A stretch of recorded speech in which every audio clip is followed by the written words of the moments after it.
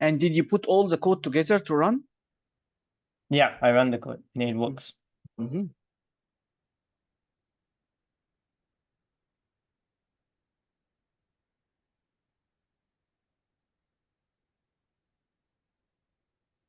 So may I know how, if you can remind me, or we can brainstorm together. So this compareTo, do you still remember how it works? Which one? The compareTo method that you used in the selection sort. How does it work? It like it's kind of like, I don't know how to explain. It's like it's similar to like equals to, Mm-hmm. but Okay. Other than that? it will like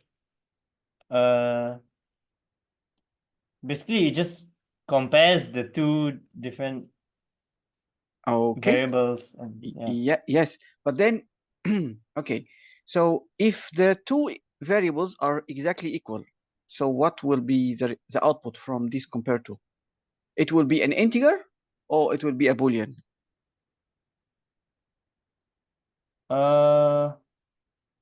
No, it will be integer. Okay, that's a smart, very smart reply. Okay. Okay. So you get X. What is this get that you are using here? If you don't mind, remind me again. What is this get? This we did last class. You told me to use get for this. I told you to use get. Yeah. Okay. I told you to use get. Okay. So get is it to the array list? So get belong to what?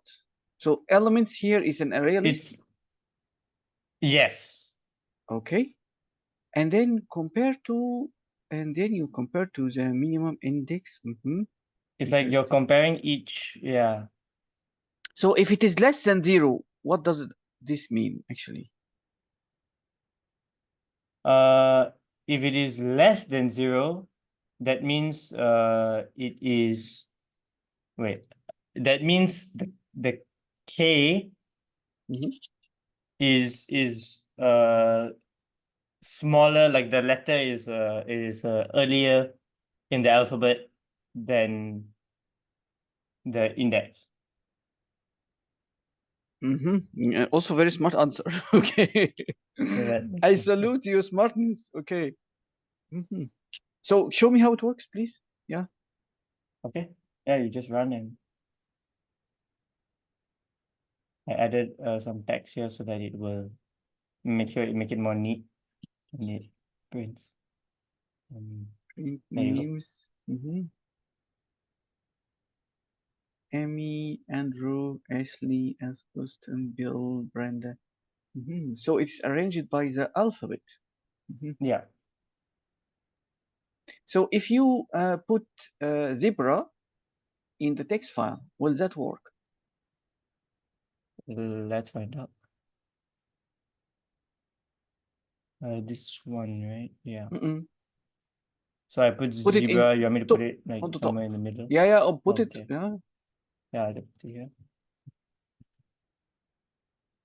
Okay, then run.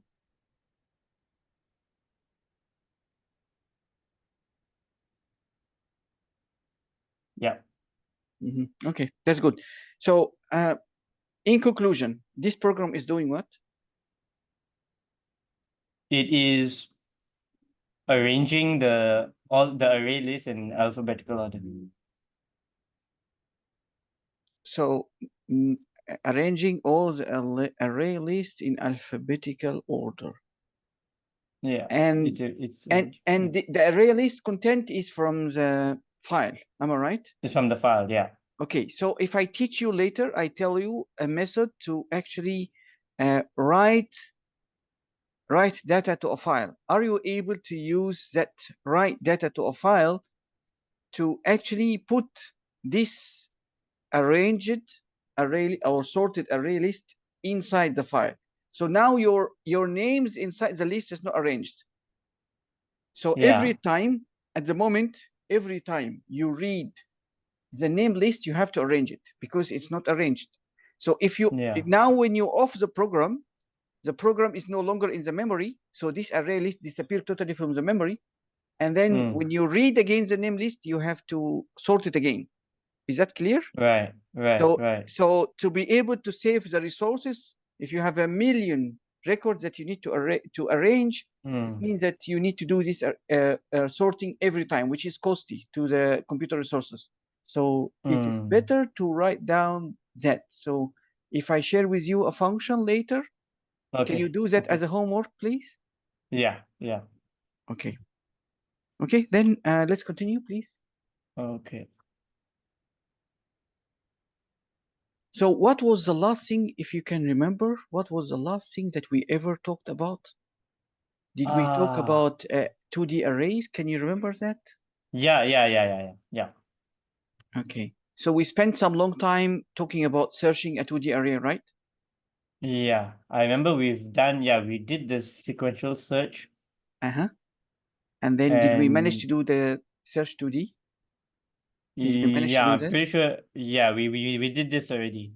Okay, I yes. remember. Perfect. Excellent. Yes, you're true. Yeah. So can you please remind yourself and me again, why did we use another method here? So this is a sequential search.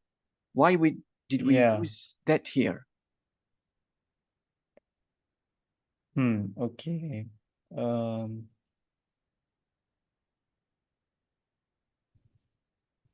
Oh, okay. So, this is basically just like a Boolean like an if statement to check if because you're searching now for whether it matches the target or not. And then if it is true, then return true. If not, then return false. And then it's being looped. Okay, so the purpose of search 2D is to do what? The whole method, a purpose. Yeah, is to search for your target in a 2D array. And what is my target? I mean, it can be anything, right? You just have to input a target and then. So it's an integer number. Yeah. It's an integer. Yeah. Okay, and the sequential search is also searching, but is it searching a different array? I mean, what's the difference between sequential search and search 2D? Like it's only searching, the sequential search will only search for like one row. It can't search for the entire Excellent. 2D array. Okay. So this is for 1D arrays, and this is for 2D arrays. And are we able to say that our 2D arrays is actually a number of 1D arrays? It's just a lot of 1D arrays. Yeah. Okay, perfect. That is good. Okay, so the concept is there. So now I want to take you to the step. Actually, all the basics that we are learning. We want to, our final software is typically a list of objects. So we have to write classes and objects most of the time if we are building a software. Normally what we learned is just to serve as a basis when we use it with object. Do you still remember what is an object? Oh, what is it? No, let me put it this way. What is an object compared to a class?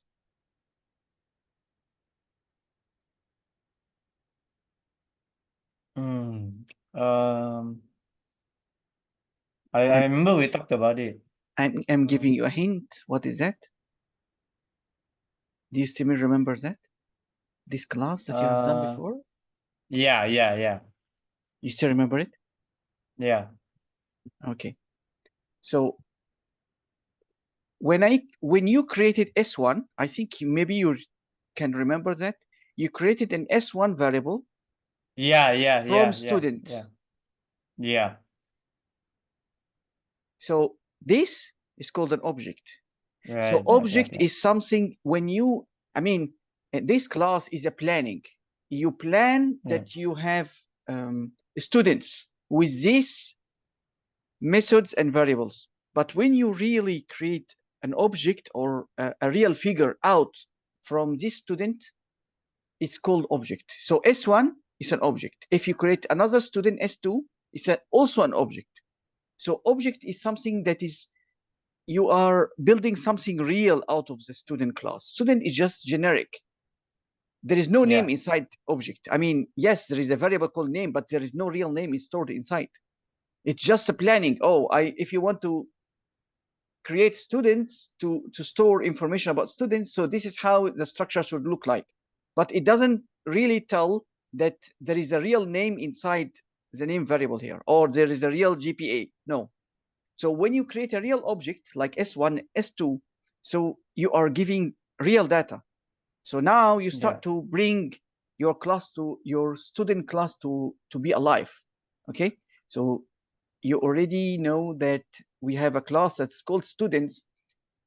You have to also understand that we are able to use 1D arrays and 2D arrays to store classes and objects. Actually, it's not classes, but we store objects because classes is not real yet. So when we create an object from that class, so we are able to store it. Look at here, this. You have done something similar, but with employees and companies, if you can remember. Can you remember that? Yeah. So what do you understand from that line? What is this? It's a private variable. Okay. What is the data type?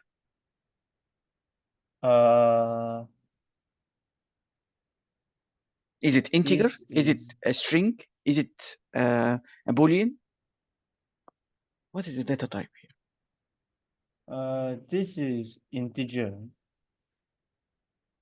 Okay. I'm not sure. Why you say integer? I don't know. Because I don't know. Okay. So what this refers to? These two. That is like, I can't remember now. It's like the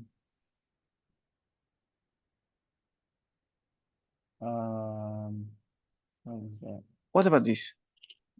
You see that figure before here? What this refers to? I mean, we use that for when we are doing our arrays. So if I ask you what is the data type of this parameter or this input to the method or the function? It's an integer array. Integer array, or so okay, if I then A also is an integer array. What is the difference between this and this? That is a 1D array, this is a 2D array. So when you have two brackets, it means that it's a 2D array. Yeah. Okay. So if you see two brackets again, so it's just a 2D array. 2D array, isn't it? Mm. So, but what about that? Yes, previously you see int, right? But now you see a student. You have to put string or int or some double or something. But actually you are able to, so not only you can create a 2D arrays from int and string like that, but actually you can use objects.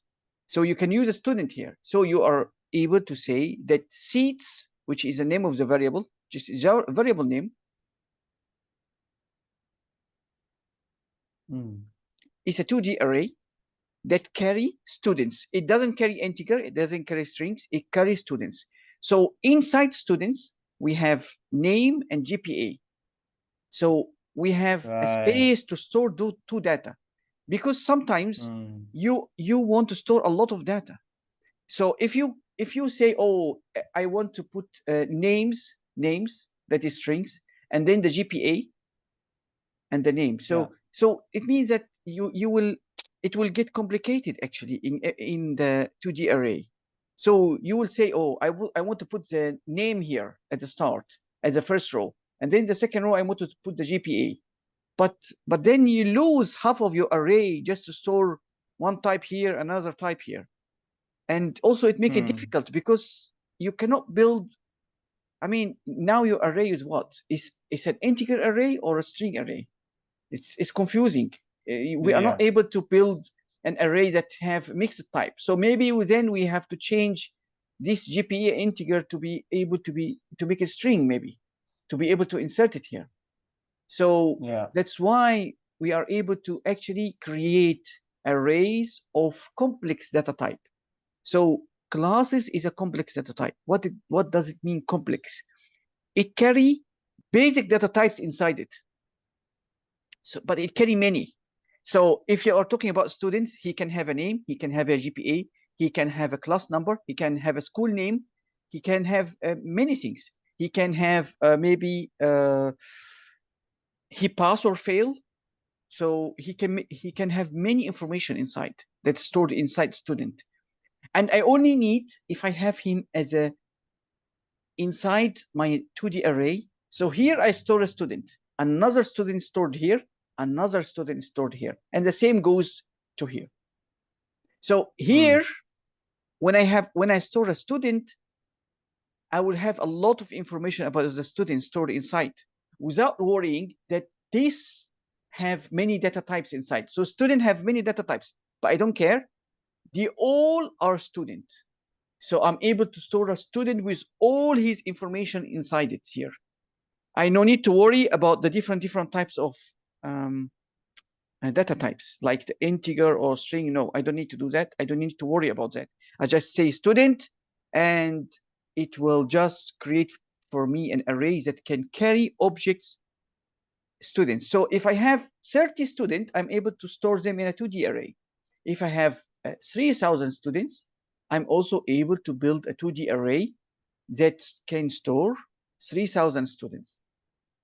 Is there any worry? No, I don't need to worry that. So is that better than creating 2D arrays that can have the name and the GPA and other data types? Of course, because we are saving also the space. Because if you, so imagine each two of those is for a student, S1, and here for student S2. And so it means that half of my array is gone just as a space, just because I didn't specify the correct data type. So if you have an employee here, if you want to store employee instead of a student, employee can have a salary, name, company name, can have a lot of information. I don't need to, I mean, if I want to store 1 million employee, I'm able to do that in a 2D array in a, how to say, economical manner. Is that clear so far? Yeah. But why on the earth we need to complicate ourselves and actually create array of students? Why? Any idea? I mean, why we don't just create variable S1 like we created before, S1, S2, S3, and that's it? Why we need to create a list of students like that? How does it benefit us?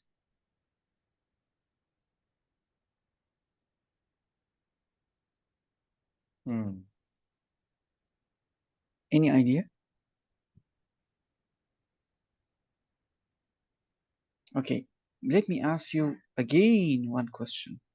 So if now just using one function, you actually manage to search how many. So this 2D array can be even a 2D array of maybe 1 million, 1 million integer inside. And then you are able to search it, and you are able to return true or false if you find what you're searching for. So imagine that you have 1 million integer and 1 million variable names. How can you search them? Is it easy to search them? Is it easy to do any operation on them, or is it difficult? Now I only can create one function. I don't care about names. I don't care about what is the variable names of each integer. I don't care. I know that they are all stored in a 2D array, so I can easily do the operation of searching just in a few lines. If you want to search in a 1 million variable names that is of type integer, okay, integer A1, integer A2, and all of them have, so you have here until A maybe 2 million like that. So integer A2 million equal maybe 1,000.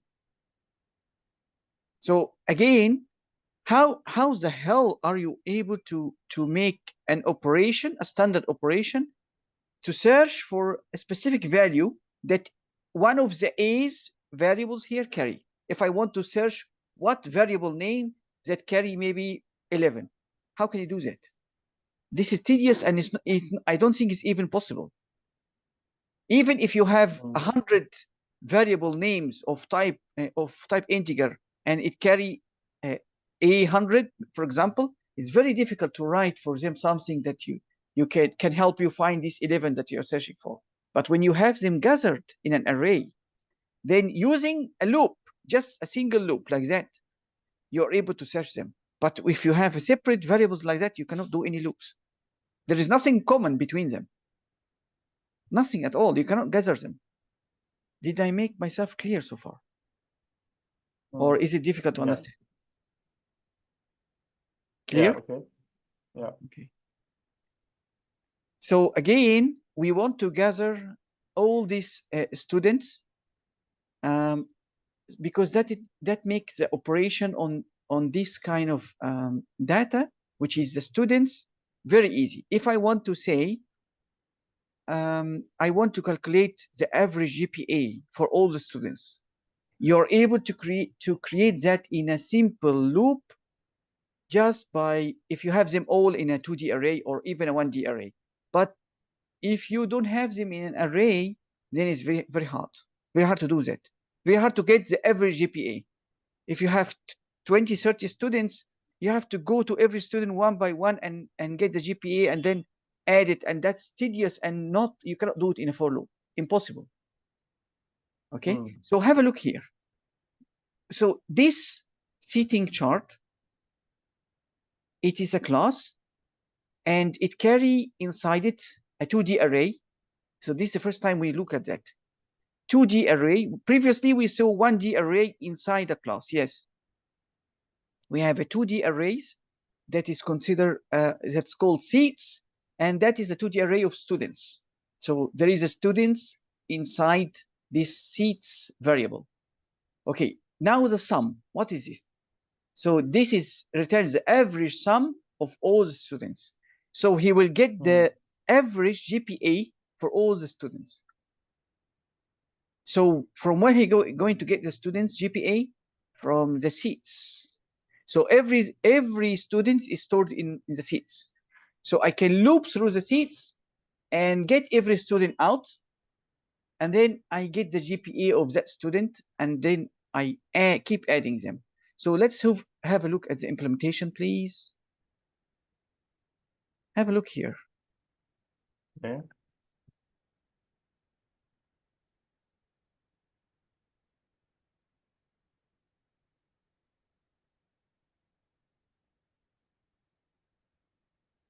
The for loop is not new to you. You already know for loops. Yeah.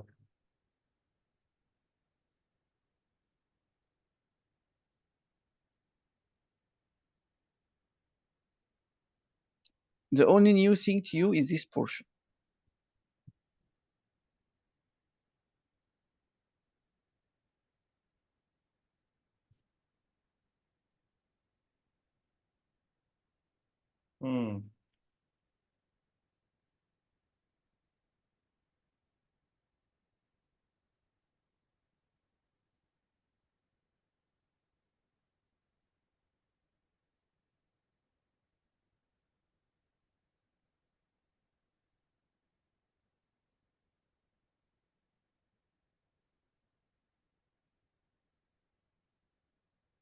So I can say seats. So I can break that line, this line, I can break it into two lines to simplify it. And let me see which one is more easier for you. So I can say sum plus equal S dot get GPA. Yeah. So which one is easier? This is this one line that do these two things at the same time. But if it is easier for you, so again, we said Yeah. every element here, every element here is a student. So I come here, I know there is a student inside. I get it out. I store it in a variable. And then I get the GPA out of it. And then I add it to the sum. Clear? Yeah. Which one is easier? This? You understand this or this? Or both of them is complicated? Both of them. No, I can understand both. Okay, which one is more complicated in your eyes? Mm, One or two? This the first one or the second one?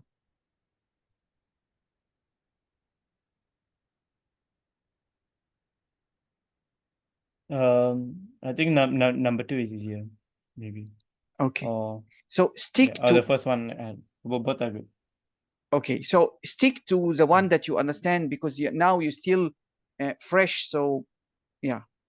Okay, that's good. Yeah. So okay. So this sum at the end will have the average or only the sum when we return sum like that.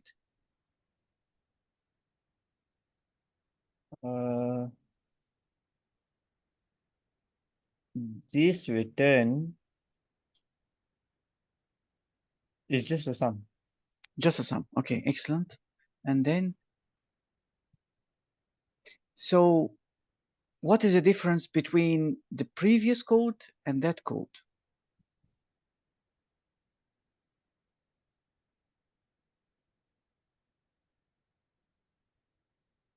This code you are using the for each loop. Okay, so which one more clearer in your eyes?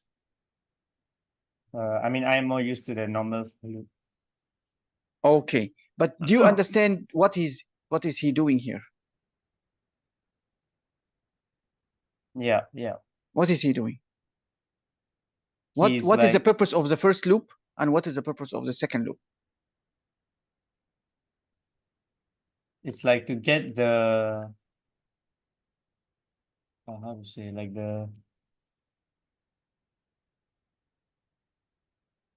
it's like the same as a regular loop. It's just instead of using that I and the normal thing, it's just using a colon. Like, I don't know, it's complicated lah, but Okay, okay, it but it makes have a sense. meaning. Let Yeah. me remind you with the meaning. So I am telling for each row